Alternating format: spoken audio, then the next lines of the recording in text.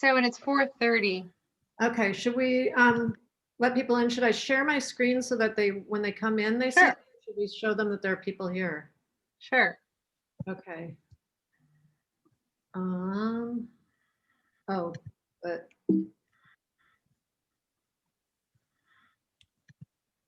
Okay, sorry, logistics. Where is everybody? Okay, you admit all.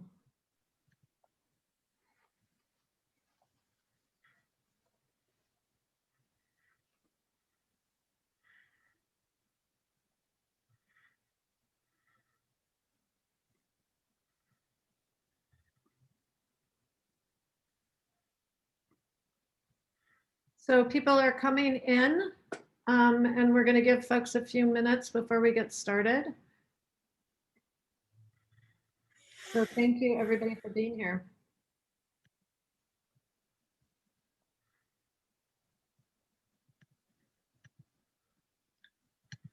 So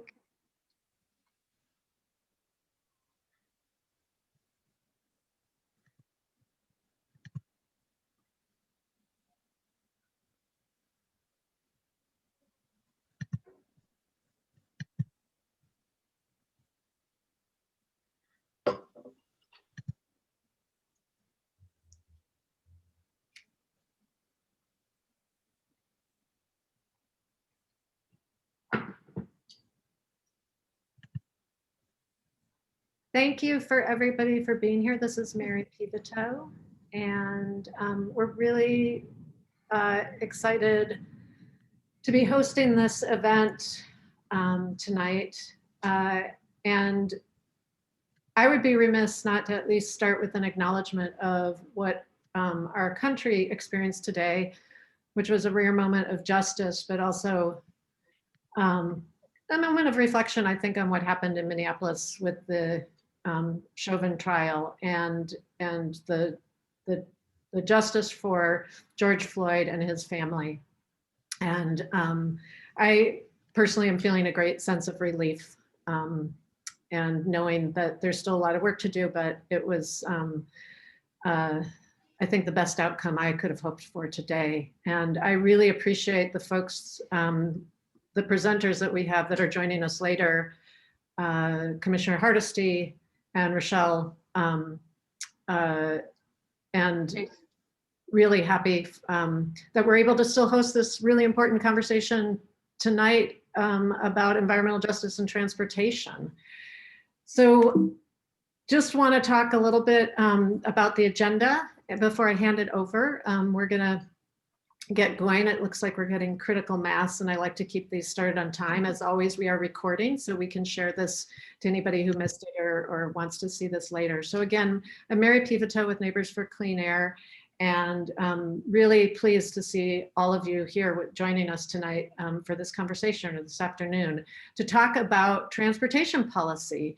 And the context that we're sharing this and that Tori will be speaking about is our recent decision as an organization to join our partner organizations, No More Freeways, Elliott Neighborhood Association, and the Sunrise PDX, in a lawsuit around the expansion of the I-5 Rose Quarter area.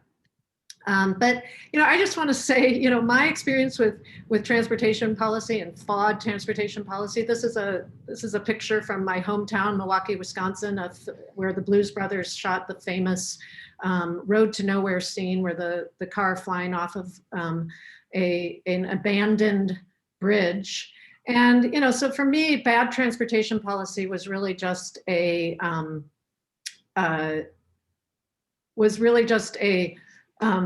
punchline in a movie. As a white girl growing up in the suburbs of Milwaukee, I had no idea what was also behind the bad transportation system in terms of the impacts on the community and the deaths. And there were significant impacts in the Milwaukee area, as were many across the country, of transportation policies that were really being borne, the brunt of which in our Black communities in the cities. And so that's kind of the theme of what we're here to talk to tonight. So I'm really excited to give you the opportunity to hear from Tori Heroux, our program manager, an attorney, and she is leading our work on the Rose Quarter NEPA litigation, so you can hear more about that. Kristen Teigen, who joined us a year ago as development manager, is also an expert. She teaches a class at PSU on the history of racism in Oregon, and I'm really thrilled that she can give us some more historical context about our transportation policy in Oregon. And we're joined by Rashelle Chase, a woman who runs an organization called Bloc that I've been really excited, never got to meet her in person, but we've done some work in some op-eds and other work, and I'm really excited to hear, give her the opportunity to talk about the community perspectives on the decisions around the Rose Quarter and I-5 expansion. And then finally, we'll be joined by Commissioner Joanna Hardesty, who is now the commissioner who's in charge of the Bureau of Transportation at the City of Portland. So it's going to be a great evening, and I'm happy to hand off to Tori. As usual, and as always, we are doing Q&A as time allows at the end, and so we ask you to please put your questions in the chat, and if you can, tell us who you're directing the question to, that'd be great. And if we can't get to them during the course of the evening, we will follow up with you. So thank you everyone again for being here, and I introduce Tori Heroux, our program manager. Hi, thanks, Mary. Yeah, this is Tori. And mostly what I'm going to be talking about today is the aforementioned lawsuit regarding the I-5 expansion in the Rose Quarter. So the reason that this lawsuit came about is, as many of you have probably heard, the Oregon Department of Transportation is in the process of planning an expansion through the Albina neighborhood that's going to cost, it looks like it keeps going up, but it looks like about $800 million. And that expansion would take place between the Fremont Bridge, 405, and the Banfield Freeway, I-84. This is going to be talked about more during Kristen's section, but I just want to acknowledge that the original choice to route I-5 through this neighborhood had a huge negative impact on a thriving Black community, and expanding that freeway will certainly not erase this racist legacy. The expansion is slated to cover 1.8 lane miles, which is a unit that measures the total length and lane count of a given road. So in terms of the lanes that will be added, that's 1.8 miles of additional highway. And so in early April, NCA joined No More Freeways and the Elliott Neighborhood Association in this lawsuit regarding the expansion. And the lawsuit essentially alleges a violation of the National Environmental Policy Act, which most people call NEPA. So we're claiming that they violated that law by failing to fully consider the environmental and human health impacts of the freeway expansion project. So there's a lot of nitty gritty I could get into, but with the time that I have, I will just say that the lawsuit challenges ODOT's conclusion that there will be negligible adverse long-term environmental impacts of expanding the freeway. ODOT did a very minimal environmental assessment, which is often known as an EA, and in our opinion, improperly determined this project would not result in significant impacts to environmental and human health. The lawsuit is technically against the US Department of Transportation and the Federal Highway Administration because it's about the federal funding allocated to this project. So that's the what, and now I'm going to move to the why. Why are we involved in this fight? First, I would just say that despite ODOT's attempts to spin this, we all know that widening a freeway through an environmental justice community is not going to improve air quality, right? And so we'll be challenging many aspects of ODOT's analysis, but one focus will be the agency's assumptions that expanding the highway will actually reduce congestion and attendant air quality and health impacts, which is just, from a common sense standpoint, kind of hard to believe. But also in terms of academic research, it goes against the concept of induced demand, which basically states that if you build more infrastructure for cars, more cars will fill it. The other big reason that we are involved in this fight is because of our commitment to the health and safety of Tubman students and teachers. You can see where I'm sharing my screen, that's Harriet Tubman Middle School. As it currently exists, about 50 feet from I-5, which is already extremely problematic from an air quality and health perspective. But this expansion would take an additional 30 feet from PPS land and put cars right in the area where kids are wanting to have recess. 70% of students at Tubman are people of color, and air quality is already so bad that experts have recommended student outdoor activities be limited, whatever safe looks like, especially during high traffic periods.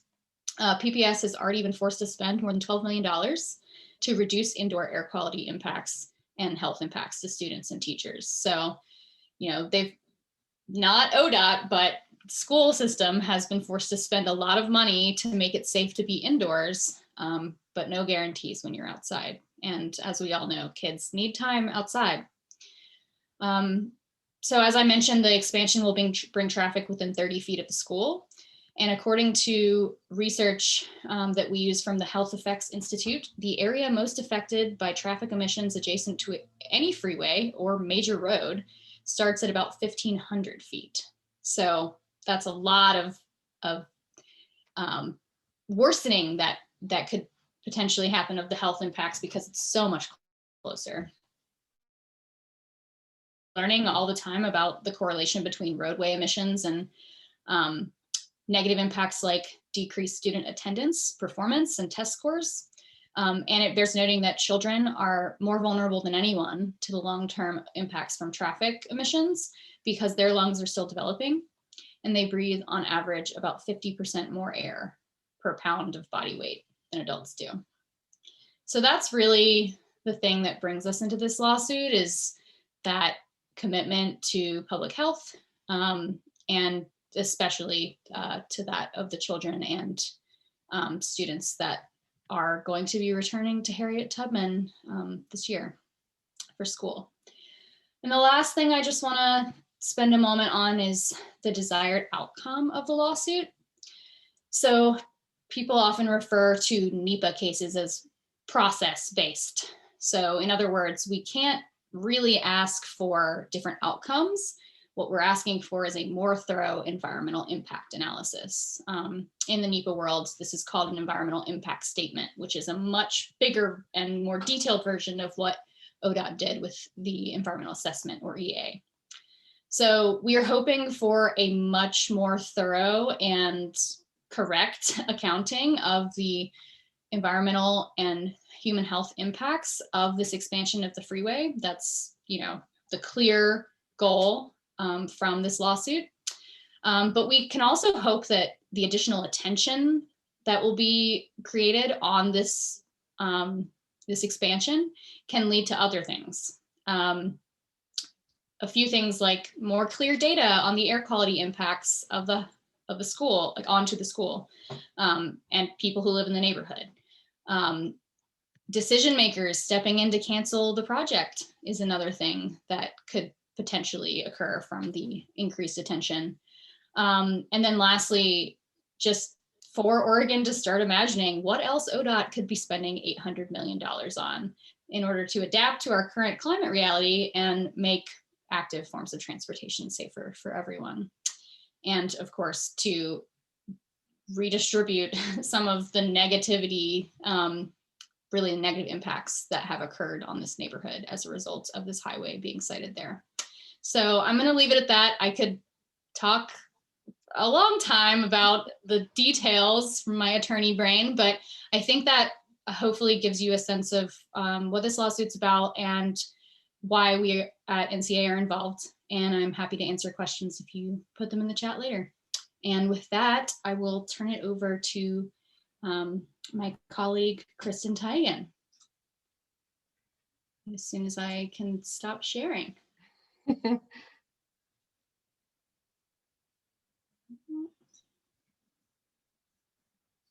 We're all going to learn Zoom by the end of this, right? Oh, be perfect at it. There we go. Thank you, Tori. So Tori luckily went into a few of the details that I put into my screen. So that means you don't have to hear my voice as much. I think one of the things I want to say to start is that this presentation is usually something that I spend 2 hours on in my PSU class. So 10 minutes might be a little bit stretching it, but if you have any questions that I'm not addressing, I'm really happy to address them in the chat. So just a bit of background. This is not, the I-5 was not just another public works project. Just in terms of the neighborhood itself, the Albina neighborhood was pretty much the only place because of overlapping housing segregation that Black Oregonians could live. And I can go into the details of that segregation. When World War II broke out, the Black community in Oregon grew dramatically from about 2,500 to 25,000. The only place that Black Oregonians or Black people who came to Oregon to work in the shipyards could find to live was in this vast new public housing community, which was called Vanport.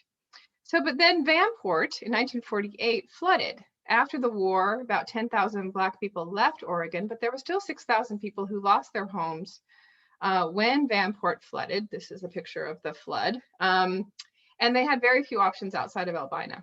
So the effect of this basically was that into Albina flooded 6,000 people. And, you know, there were stories of people doubling, tripling up, sleeping on cots in church basements.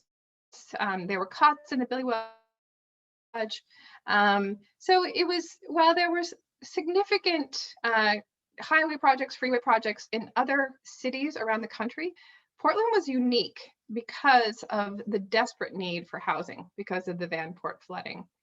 Now the first displacement, this was pre-interstate highway or interstate boulevard and pre-freeway in Albina. You can see it's a family, you know, friendly neighborhood where streets, houses, there's a park, that kind of a thing. And then the first displacement really came in the 1950s when this area, Albina, or I'm sorry, Interstate Boulevard was dramatically expanded. But even though that happened, by 1958, you know, there was some stability coming to the neighborhood. There was an increasing rate of Black home ownership, and there was a thriving jazz district all up and down Williams Avenue. This here, and if you can see this, this was Williams Avenue. Williams Avenue used to go all the way to the river, and now it's cut off by Broadway, by the Memorial Coliseum area. So that's kind of the background. It was definitely a neighborhood, as I put here, in search of stability. And then the construction began. It was called the Minnesota Freeway to begin with. But you can see how it just really took a scythe to the neighborhood, the construction here. There were homes on either side. They destroyed the process of building the freeway, destroyed over 450 homes. And ODOT, what it wasn't called ODOT then, but the agencies that governed this process bought some of the homes, but and I can go into more detail with this, deeply unfair financing processes. So people were not given fair market value for their homes. And Williams Avenue was cut off from the river. Now these are the effects. So this was after the freeway was built. So we go from this to that. With the development of the freeway and also these other displacements. So this is the Memorial Coliseum area in 1973. Hundreds of additional homes were destroyed because of the proposed expansion of the Emmanuel Hospital that never was.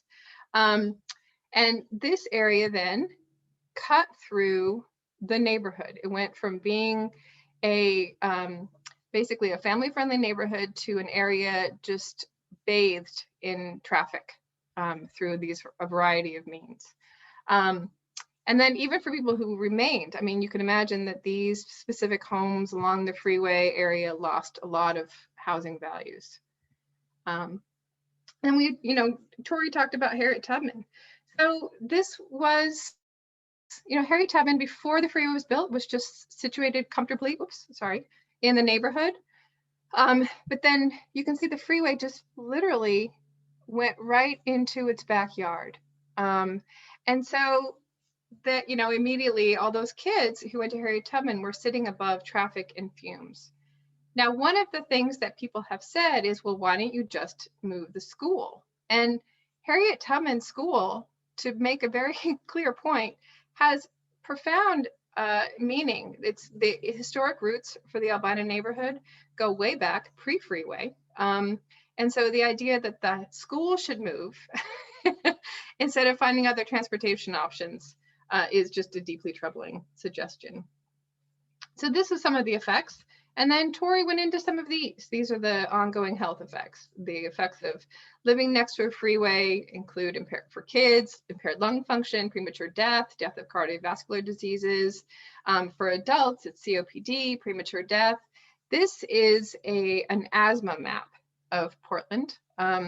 You can see that a lot of the areas of high asthma really occur along transportation routes, or for example, this is near the freeway.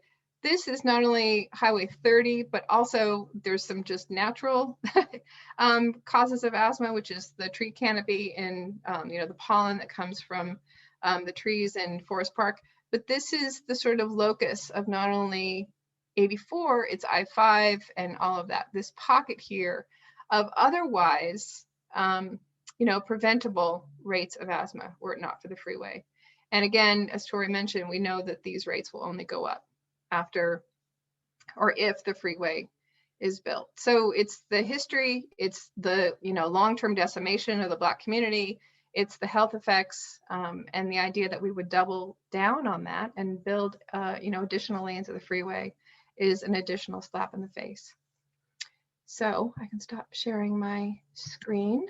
And at that, I can introduce Rashelle Chase, who is a early childhood educator, a mom, and fitting that she co-founded the Mom Bloc coming out of the protests for George Floyd's murder. So I am very happy to introduce her and talk about her perspective on the freeway and freeway expansion. Thanks, Kristen. As Kristen mentioned, I'm a co-founder of Mom Bloc, and we founded Mom Bloc last year in the aftermath of George Floyd's killing as a response to the real needs in the Black community, and spread the understanding that Black Lives Matter is about more than the protests and the killings at the hands of the police, but also, shows up in our systems and the access and the equity that the Black community and other communities of color experience as we just try to live our lives. So what we noticed was that in the incredible response by Portlanders to the federal occupation last summer, we recognized that there were allies out there that were willing to step up and support our work in service of Black lives with their time and their volunteer hours and their resources and their donations and things like that. So we decided to shift our focus away from the protests to day-to-day needs of the Black community in Portland, and channeling that activism that we really saw in Portland last summer into additional avenues. So as well as protests, engaging in mutual aid to help serve the needs of the Black community. And so that's shown up in a lot of ways. As Mom Bloc, we are a group of moms. We are led by Black moms. We are founded by Black moms. And we are interested in seeing our communities thrive. I am from Portland. I am the sixth generation of my family to live in North Portland, and my family has roots here in the neighborhood prior to the I-5 expansion. The I-5, or I-5 being built in the first place, the problem with the I-5 expansion, as Kristen described so beautifully, it goes back generations and has roots in the legacy of the Black experience in Portland. If you talk to Black Portlanders, you will hear that, contrary to what I found to be the beliefs of many white Portlanders, Portland is not the liberal kind of utopic city that it is often made out to be. The roots of racism in the city and in our state run deep, and they are systemic and they are embedded. And you can see that in the construction of the I-5 freeway and now the proposed expansion of the freeway.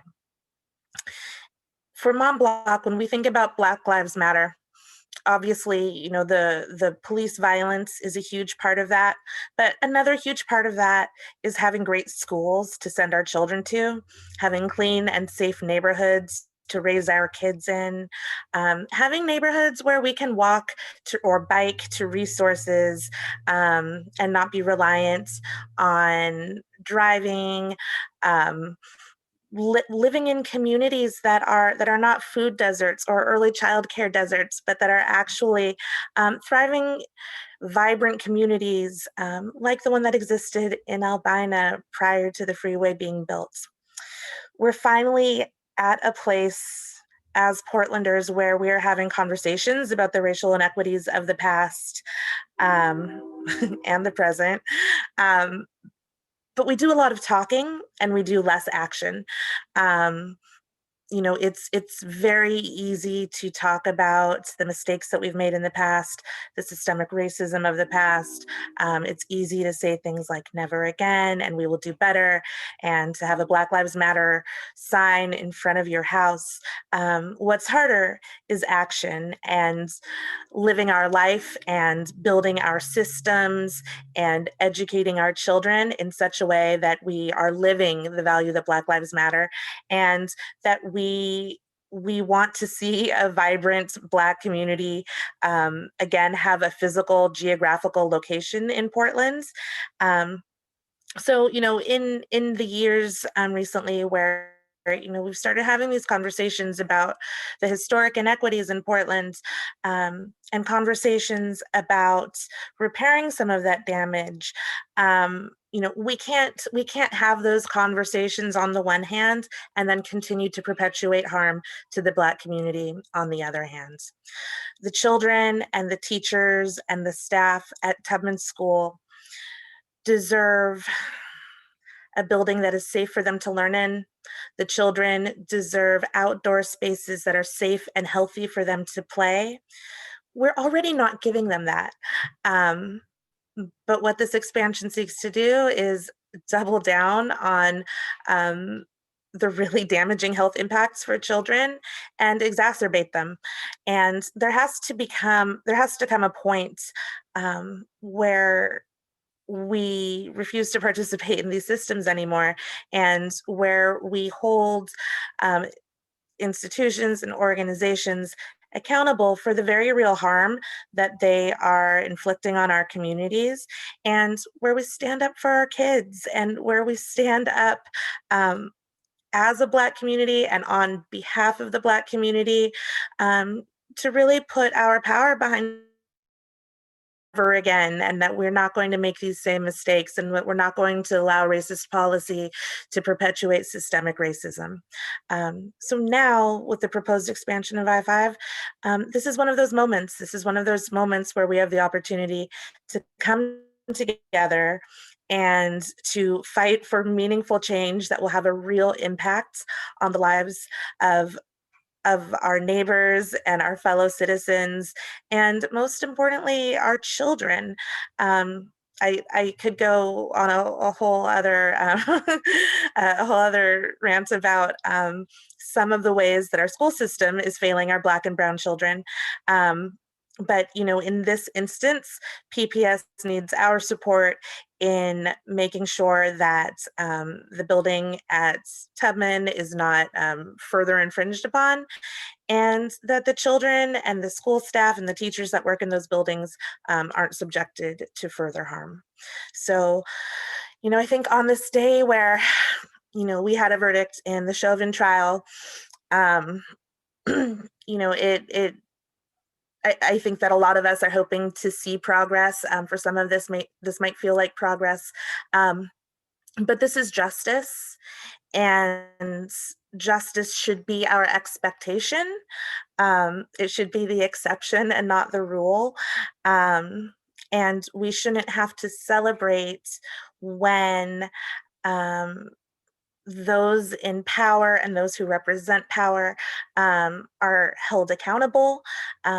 When the Black community finally receives some justice, you know, we should come to a point where that is something that we can expect from our justice system and from all of our systems. And so to me, the connection here with the freeway expansion, again, is, you know, it's kind of the same old stuff over and over again until something different happens and until individuals make the choice to do things differently. So we're in one of those moments right now.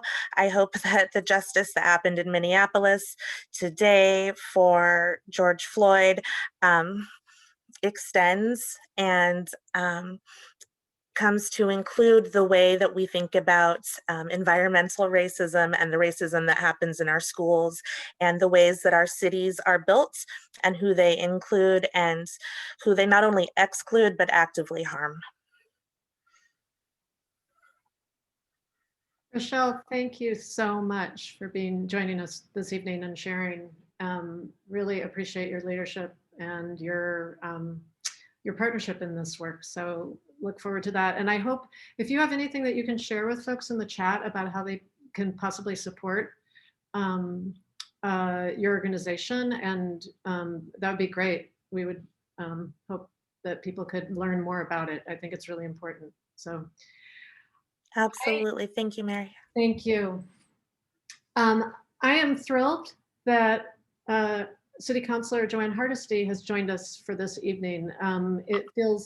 It's always an honor, but it feels particularly tonight a really special honor to have her here giving us some time. And when I found out that Commissioner Hardesty was going to be in charge of the Transportation Bureau, I was really thrilled. I really thought this is going to finally be the opportunity to center the social consequences and the environmental justice consequences of transportation policy. And I think that the legacy that Joanne brings and her dedication to the work that she's brought to the city has been so profound. And I'm so thrilled to have her working for all of us at the city. And I just really appreciate that you're here and give us your time, Joanne. And you know, we're just hoping to hear kind of what the city priorities are on the transportation, for the Transportation Bureau, and obviously anything else you want to share with us this evening. Thank you so much for joining us.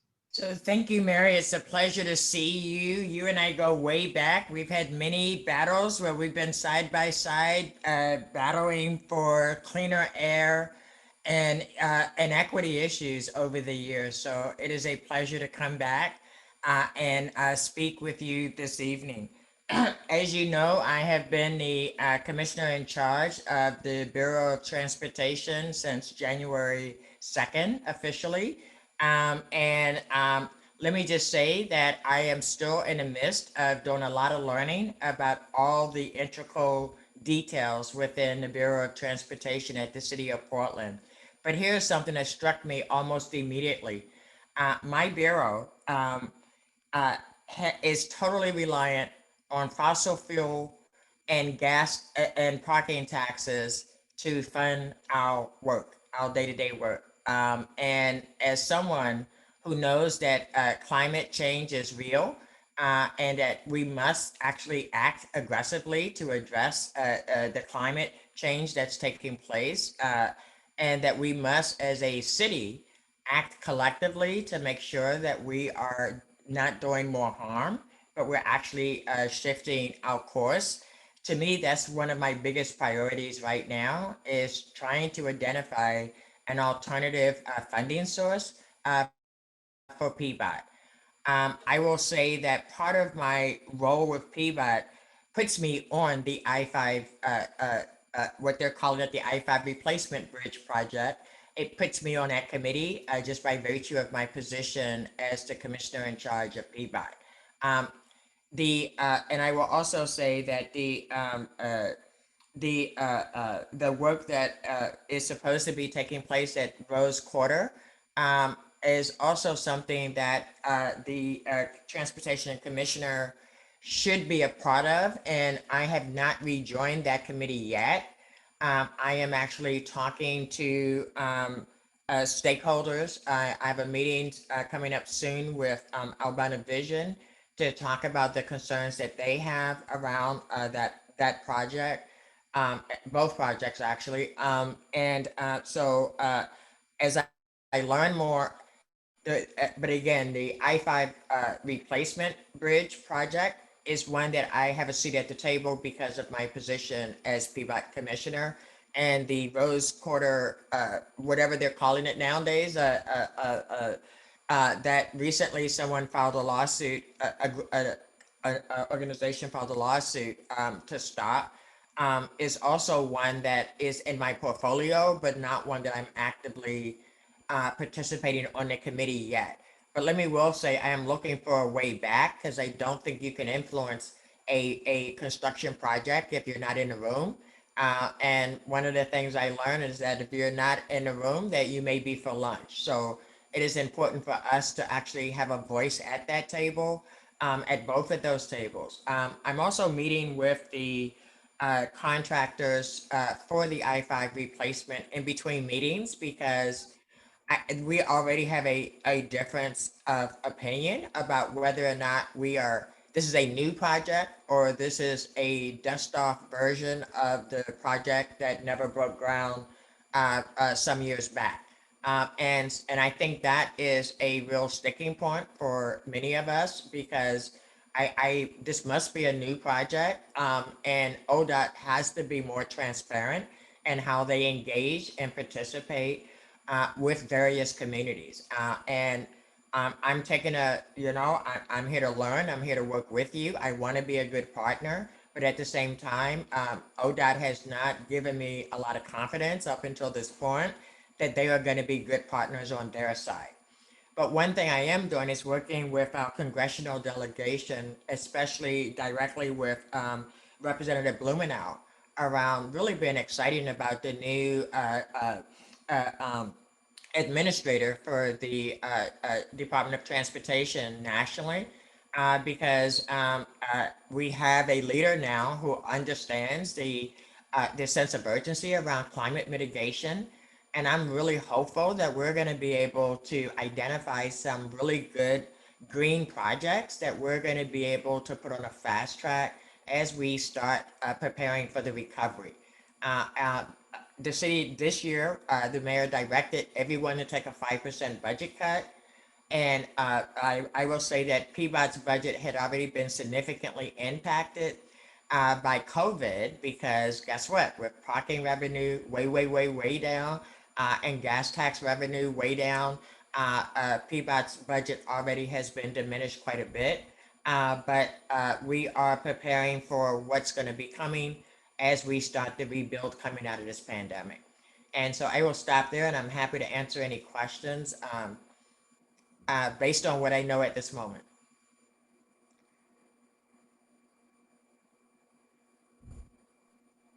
Thank you so much. It's so good to hear. And I know that you only started in January. We just have really high expectations for you. No, it's fine. And I expect nothing less from you, right? And I am really learning a lot every single day. But I will say there's some excellent public servants in PBOT who really don't get the kind of credit that they deserve. I can tell you our maintenance crew was out 24/7 during the pandemic when other folks didn't have to be out, making sure our streets were safe. So yeah, I will tell you what I know, and I will tell you if I don't know, and I'll tell you that I'll find out and let you know. So we always appreciate about you more than anything, your integrity and honesty. So thank you. Please, if anybody has questions for any of the presenters, please put them in the chat. I think there's a couple that, and Tori and Kristen do all the magic of curating that. So over to them to manage that process, but please Please ask away. Yes, now or never. Exactly. Well, I can ask the first one here, and it's from Alex. He asks, do you expect the environmental impact study to show increases in global or in greenhouse emissions due to this widening? And if so, would there be grounds for this project to be disrupted or halted, as this would run against the goals of, he knows these statutes, ORS 488A.205 and Executive Order 20-04, which target greenhouse emissions to be reduced by 45% by 2035 and 80% by 2050. Yes. So let me just start answering that question and say that as you may have read, nobody anticipated that there would be bus lanes added to this I-5 replacement bridge project. It is clear that the folks in Vancouver had not asked for it. Certainly no one in Portland asked for it. And it does appear to be a way to continue to expand freeway access without actually having to come back and do more construction. The fact that ODOT would actually publicize that without talking to their partners first, I find very problematic and very consistent with how ODOT has operated in the past. But I think we have all made it very clear that there's really absolutely no interest in this bus access, because Portland doesn't run buses over I-5 in that direction, and the bus service that comes from Vancouver has not for any additional supports. They use the VOA lane just fine, and they have not asked for any expansion. So what I hope is to have some transparency with ODOT about why they would propose something without having conversations with the elected leaders that are right at the table, that could have given them some insight as to whether or not that was a good idea. Yeah, thanks, Joanne. And just to add to what you said, I mean, that whole stumbling block of ODOT saying, well, we were thinking maybe bus lanes, and TriMet being like, what? What are you talking about? Right. It's just kind of a reflection of the overall lack of transparency that we've seen from ODOT on this project in general. Nobody really knows what these lanes are for. They're auxiliary lanes. There's been a lot of different ways that they've been classified. We definitely have more of an expert than me here in Aaron Brown listening to me. So I'm like a little bit like, I'm not the expert, but I would say that Aaron's got it going on. He's got all the code language and all that good stuff, but your gut told you just what you needed to know, Tori, right? This is a slick way of trying to add lanes without telling people you're adding lanes. And they can't think we're that stupid that we wouldn't figure it out, right? Just looking at the design. So it is what it is, but again, I have no interest in additional lanes. In fact, if I had my way, I'd be making lanes smaller and putting a electric train, some other kind of mobility device there. But I do think you're absolutely right. It's my responsibility to make sure that Portland's viewpoint and perspective is crystal clear. When I asked about Tubman Middle School, well, has anybody actually talked to Tubman? The response I get from ODOT is, well, Portland Public Schools is on board. That's not the same as actually having a conversation with Tubman. And so I have reached out to Tubman, and I'm going to have a conversation with the leadership at Tubman, and so that I can bring their voices into this conversation with ODOT and the other partners that are at this table. Yeah, and just to wrap up this conversation about this question, I would say the answer is definitely yes. I would anticipate that if ODOT was forced to conduct independent research and forced to study alternatives to expanding the freeway, that we would see that there would be GHG increases from this expansion. And certainly one of our arguments is, Alex, I think you're the one who answered this question. It does fly in the face of the executive order that the governor has brought down, saying at every opportunity that any agency has to consider the impacts of climate change, you should be looking at what the GHG impacts will be. And I have a lot more I could say on this, but I'm going to wait for, I think there's a question about induced demand that I'm going to say a little bit more about that. Kristen? Yeah, and so I think this question is for both Tori and Mary, whoever wants to chime in. So that question comes from Ken. It says, can you explain your logic on if you build a more efficient road, it will automatically be filled with cars? The stretch of highway was poorly designed from the beginning. Amen.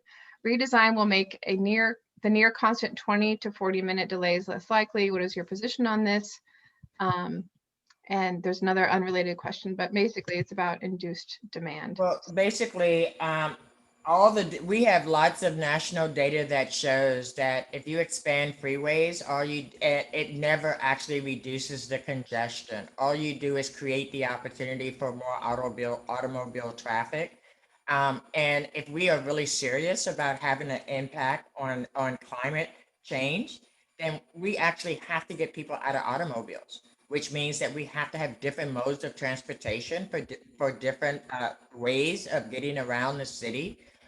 We cannot continue to rely on freeways as the mechanism to move people from point A to point B. And that's really the bottom line. So even without the environmental impact, which I know the environmental impact is huge now, and it will continue to be huge, even if this quote unquote replacement happens, because again, I remember when we were told, right, that we were going to not have parking at apartments because people who moved here would be on bikes and they would be on they would use different modes of transportation. And what we learned is that people moved here with a couple of cars and a bike, right? And so we haven't had any impact on actually mitigating people using diesel, fossil fuel, right, as their primary mode of transportation. And we must do that if we're ever going to have an impact. Yeah, and just to add to that, I mean, I've seen some discussion in the chat of what sources are available for this, allegation that induced demand is a real phenomenon. And I would just encourage you to do some research, because there was money spent, a lot of money spent in some of the places that have the biggest freeway systems in our nation. In Los Angeles, they spent $1 billion expanding 405. In Houston, they spent, I don't have the figure on the top of my head, but a lot of money in their highways. And they found time and time again that traffic is actually moving slower now than it was before the expansion, because when you create a system in which the only possible way to get anywhere is with a car, then more people start using the highway when more space opens up. So that's why we really just need to start thinking more as a society about what does the better future look like with climate change for us. And it cannot be all of us sitting in one person in this giant car. That's just not.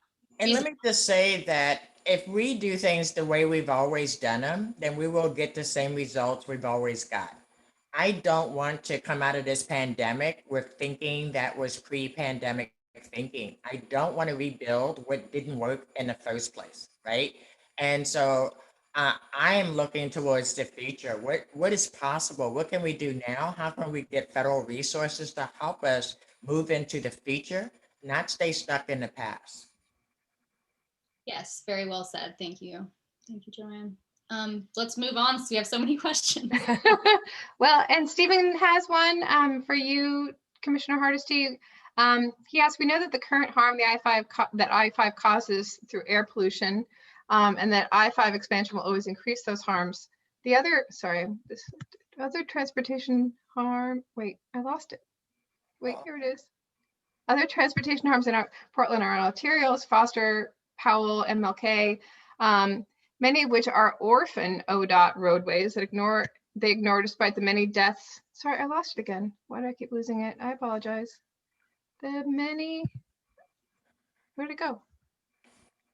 Sorry. I think I do have the gist of the question. Okay. So Stephen is right.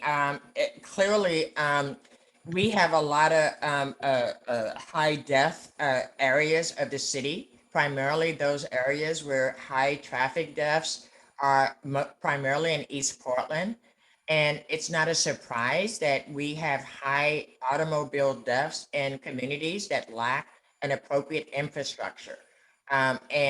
So the city of Portland has, over the last few years, and I'll say thanks to the East Portland Action Plan, has really prioritized traffic calming and safety improvements in East Portland. And we are, in fact, starting to see some results from that. But remember, we're going from a place that had basically no infrastructure to some pretty new, decent infrastructure, right? I live in East Portland, so I know you could go a couple of blocks off the main street anywhere and you'll be on a gravel road, and with probably lots of potholes in the process. It is not safe to walk or bike or to take any mode other than a automobile, right? Which is, again, we don't, it creates huge safety issues. And so PBOT has prioritized those high crash quarters and making those investments now. But the bottom line is people are driving too darn fast through these aerial streets. And even bringing the speed limit down in some places to 20 miles an hour. If we bring it to 20 miles an hour, it has a huge impact on whether somebody would survive being hit by an automobile, right? At 40, there's no question about severe injury or death to someone. And so we have to do a combination. And in fact, I just got an update on speed cameras that we're going to be putting in various areas of the city, because it is critical that we slow down automobile traffic so that we're not killing people, over 50 people a year in the city of Portland. And I'm sorry, Kristen, I lost the first part of that conversation while you had the question. The first part had to do with the question from Stephen. I can read that question again. There's a lot of questions going on. Yes. I'll try to be quicker in my answer so we can get through more, but I do want to be as thorough as I can be. Absolutely. So Steven's question. Oh my gosh, there's too many. Kristen, do you I know, I'm having a hard time finding all of them. I'm sorry, maybe Stephen will just unmute and tell us what his question was. I think, I mean, I got the gist of it. I think I can wrap up because I think Kristen covered. The first part? And the second part was basically if you had $800 million to spend on, higher priority transportation issues, safety, and the places where we really need it, what would your priorities be? Oh my gosh, my priorities would be actually not cutting off bus service in East Portland at like some early hour on Saturday night, for example. I would make sure that we strengthen the bus services that we have that have a high volume of people that use it. Like, for example, the number 20 bus. I find it very ironic that we don't have electric buses, the ones that travel from East Side to downtown and beyond. I would prioritize putting electric buses in places that have high users. TriMet doesn't do that. I would look to the next GM to prioritize those communities with the least resources for those buses. In addition to that, I would look at how we could find additional alternatives. Where I live, I know that I have a lot of seniors, and there are a lot of seniors and a lot of people who don't necessarily need an automobile more than a couple of times a month. How can we actually create some community car share services with electric vehicles that allow community members to be able to get a car for a couple of hours, a couple of times a month without breaking the bank?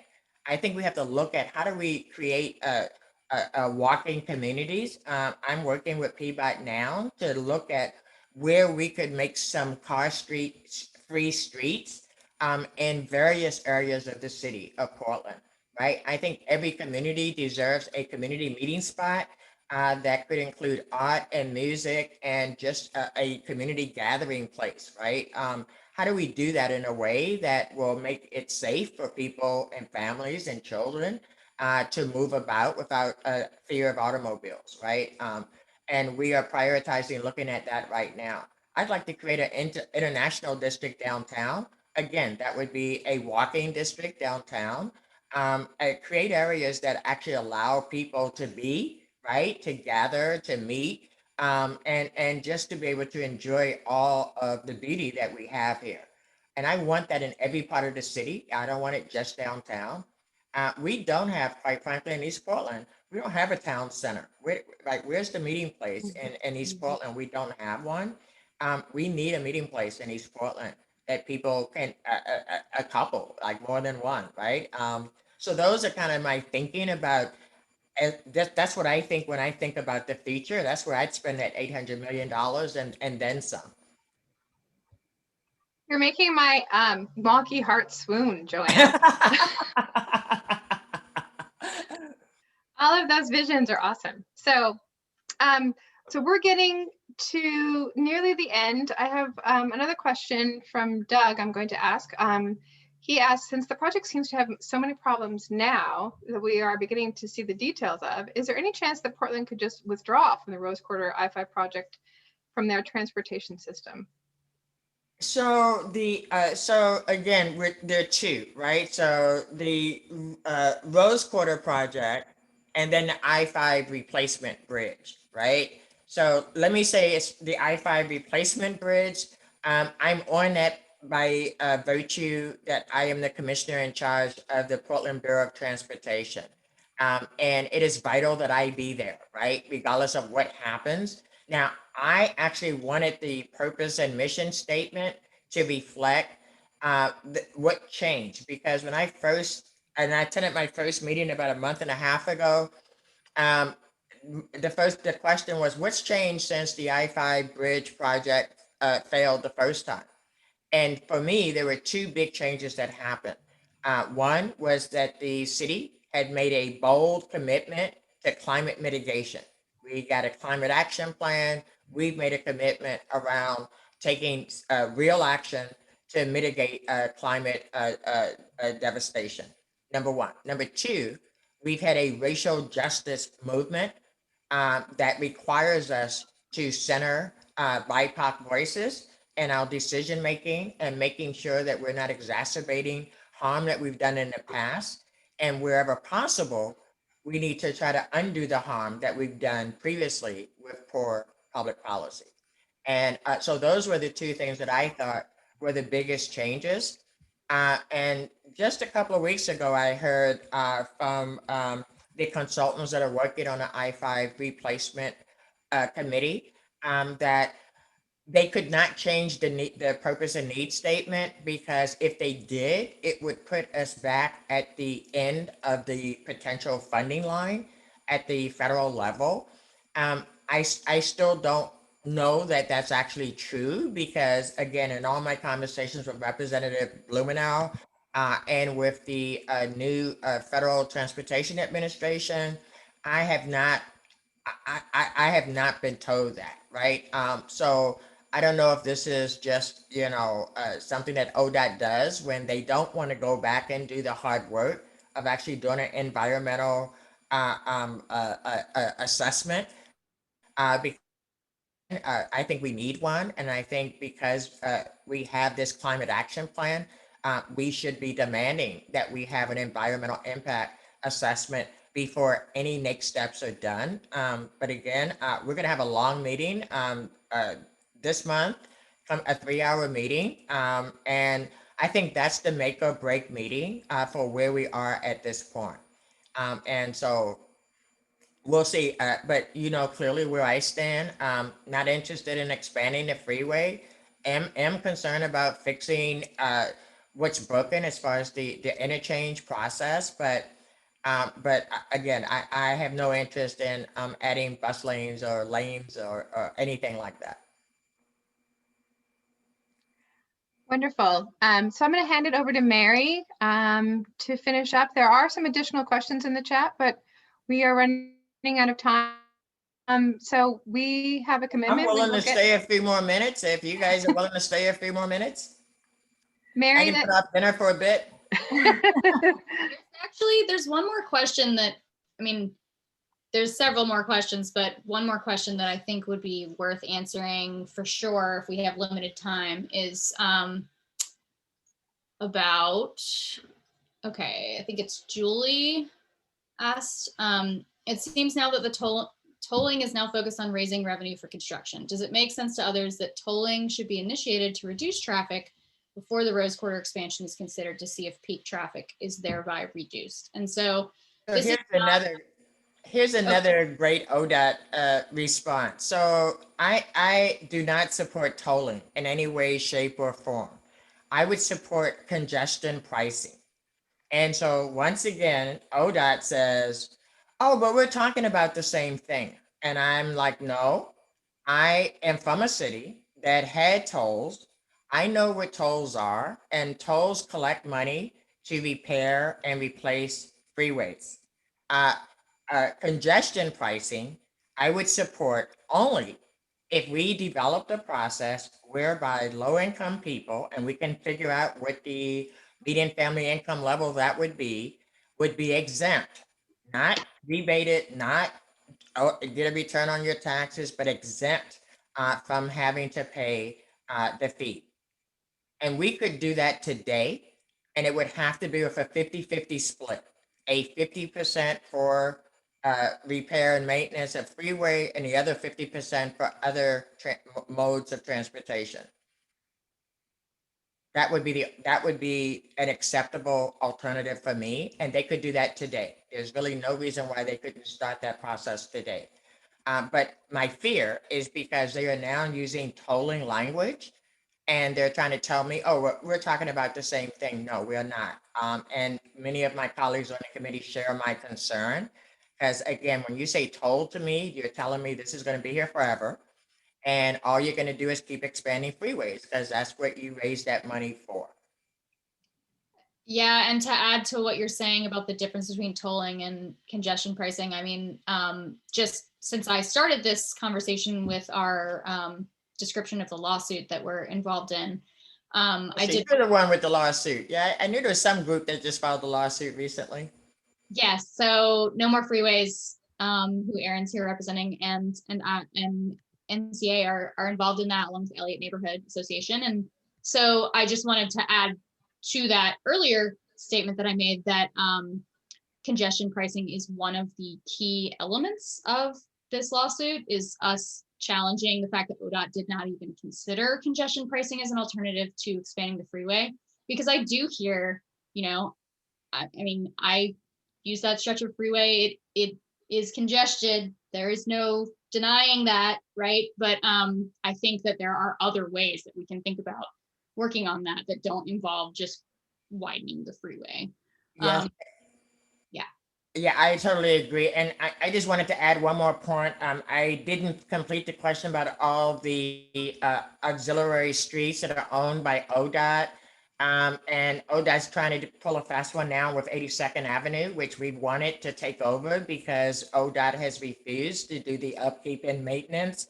And that is a scary street to drive down. If you ever drive down 82nd, it's like you're on a roller coaster ride. And recently, there was a legislative proposal that ODOT would give it to us and like as is, basically, and not give the money necessary to actually bring it up to a good condition. And of course, we would not only no, but heck no, because we need them to bring it up to good. And then we need them to make sure that once they bring it up to good, then they turn it over to us. So I just wanted to make sure I fully answered that question. But we have a lot of roads like that. And it is my hope that I will build a good enough relationship with ODOT. And I have to tell you, the director did give me a cell number and said, call me anytime. I haven't taken advantage of that yet. But as we get more and more into these issues, it is my plan to talk to the director on a regular basis. So he will certainly know constantly what my position is and where the city of Portland is when it comes to moving forward with the project. Um, you know, I think because 800 million, excuse me, dollars was allocated for this project, that there are people that just want us to just break ground regardless of what happens. And I think we have to be really firm that it does matter how we invest those dollars. And we certainly have enough deferred maintenance that we could really use $800 million to just bring most of our streets up to a fair condition, if not good. So I think that there's some opportunities, but I also understand that ODOT is the big dog in the room. And I think that they are used to just dictating behavior and not having to actually negotiate and compromise with other governments. Don't know how they got away with it for so long, but clearly they have. Um, but but we're going to be meeting soon in a much longer meeting, and I will know much more coming out of that. But I hope I've been clear about where I am on this process and why I think it's vital that that I be at that table, because we need to have a very strong City of Portland voice there. Absolutely. Thank you so much for your time, Joanne. Thank you. It's so great to have you here to talk about your priorities as a commissioner here as well. My pleasure. Well, I would love to come back and talk about something other than transportation, because believe it or not, I'm not a one-horse pony. I actually have other things in my to-do list, and I would love to come back and talk to you about, and quite frankly, get your help on, right? I cannot transform policing without your help. And it's going to be critical that you guys don't go away, right? And don't think that we got it, because we don't have it yet. We got a long way to go till we get to a police force that we all can be comfortable, will protect and serve us all. So yeah, we got a lot of things going on at the city. So please invite me back for a much broader conversation. And thank you so much for the work that you do. I know that the work that you do is vital and critical. And the research that you do to really elevate these issues to policymakers' minds is really critical. So thank you very much for all you do. And thank you for inviting me this evening. Thank you, Joanne. We are honored to have you here. And of course, we always want to hear more. And as a person who lives, you know, in Old Portland area, and I really appreciate your new emergency response program, pilot program. I think it just seems like such, frankly, it seems kind of obvious, you know, that, and it's just fantastic work. And I really hope to see that expand, and I think that's great. So thank you. As do I, and I need your help on that. And Mary's talking about the Portland Street Response, who the pilot is in Lynch neighborhood right now, but all the feedback has been very positive. We have expanded the service area, but it is my goal over the next 2 years to fully roll out Portland Street Response throughout the entire city of Portland. But again, I'm going to need you guys' help, because there are many obstacles to making that happen. Great. Well, thank you. And as always, I mean, I'm so appreciative of the folks, Kristen, Rashelle, Tori, and of course, Commissioner Hardesty for being with us and sharing their work with us tonight. But, you know, honestly, it's all about you showing up, every one of you. And I appreciate that your dedication and commitment, and that you have joined us to have these discussions and learn about what we can do better in our policy and work on air quality. So we will be wrapping up. I do hope that you'll follow up with Rashelle Chase and her organization, Mom Bloc, you know, find out more about how you can support their work in the community. We always definitely appreciate if you can, you know, want to learn more about what we're doing. Neighborsforcleanair.org. We have a lot of information on our website. And yeah, thank you to everyone. And we will see you in about another month. We'll let you know the next webinar. Thanks again. Have a good evening.